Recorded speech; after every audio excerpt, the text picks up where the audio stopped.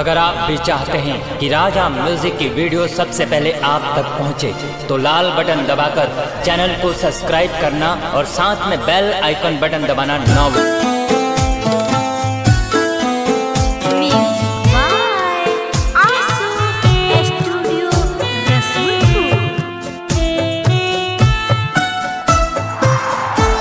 चांद की चेहरा भी नहीं खे तहरा जैसन, चांद की चेहरा भी नहीं खे तहरा जैसन।